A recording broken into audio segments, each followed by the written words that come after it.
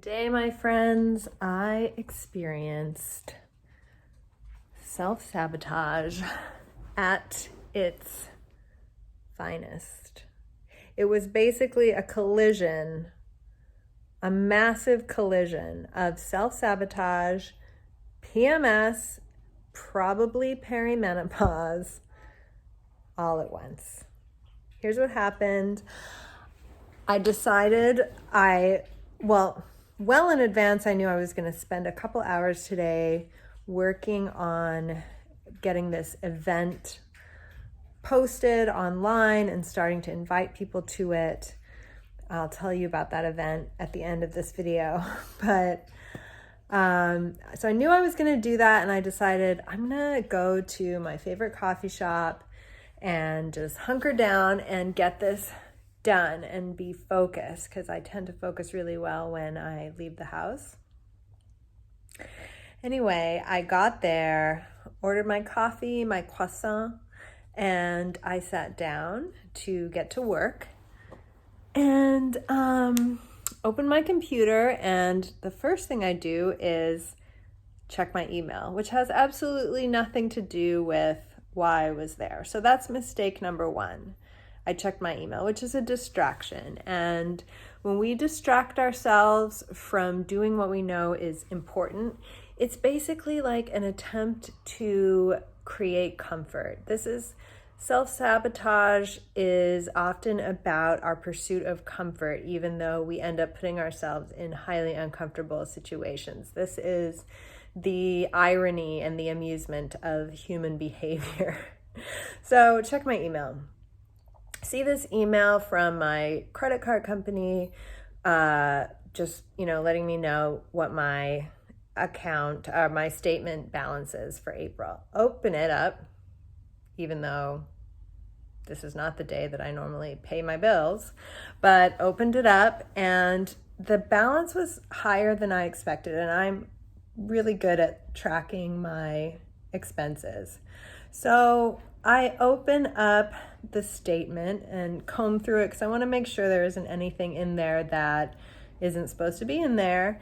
And I see a charge for almost $1,000 from a hotel. And I have booked several hotels recently because I have a lot of travel coming up, but none of them were like pay in advance type situations. So then I go digging into that, which takes a ton of time to get to the bottom of. I even called one of the hotels to see if they had charged me. They hadn't. Only to then look back at the statement and see that the statement credit was there from this canceled booking that I had made early on. So, waste of time number one. But I'm still like, why is this charge so high? And then I see that the statement balance and the total statement charges are different by almost $1,000. And this is baffling to me. So I export the charges into a spreadsheet. The total, again, is almost $1,000 less than the closing statement balance, which has me all kerfuffled. So I call the credit card company, and the customer service guy comes on, and I explain what's going on. There's like long pauses of silence, probably because he's trying to verify what I'm saying. Then he starts trying to like walk me through every single charge, and I'm like, absolutely not, I don't have time for this. Give me an email address so I can just email what I'm seeing. There's no email address. Baffling. I hang up.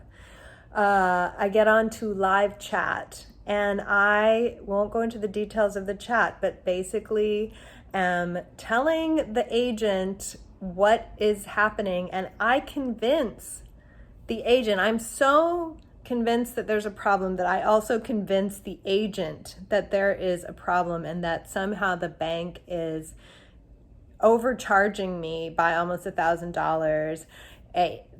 The agent files a formal complaint for me, and I go into this whole like tirade about customer service because I have a lot of experience in customer service. This poor agent. Anyway, by this time, I had been at the coffee shop for about 2 hours. And while I was on live chat with this agent, I was looking into my booking software. I was looking into Google Meet versus Zoom for this virtual event that I'm going to put on. And I'm getting frustrated because I know that multitasking is a terrible way to work. It's not productive. I'm feeling stressed and I'm annoyed that I'm spending this time on the banking stuff. My friends, after all was said and done, and then I decided, you know what, I just need to go home. I need to reset. As I'm closing my computer, I figured out what the issue was, the charge. And the bank had done nothing wrong. It was just because the statement credit for before, the previous statement was on this one, so it looked like the total charges were less. It doesn't matter. It doesn't matter. What matters is I took 2 precious hours of my Saturday on an issue that had nothing to do with why I was at this coffee shop in the first place. And if I hadn't started my day with checking my email and instead got right to my mission of why I was there, I wouldn't have been in this place. Even if I had checked the email and thought, oh, this is a little off, or it seems a little off, but let me file this away and I'll remember to look into it tomorrow because this is not why I'm here and this is not urgent. That would have worked too, but no, I went head first into it, and here I am telling you this story. So what is interesting is it ties in very nicely to this event that I am creating, which is called Finding Freedom in the Essential. And it's all about identifying your top priorities in your life when you feel like everything is a priority. And you're in that constant cycle of busyness and FOMO because everything seems to take priority and it feels impossible to set anything aside. And so life feels too full, and at the same time, it feels like you're not necessarily getting done what you want to get done.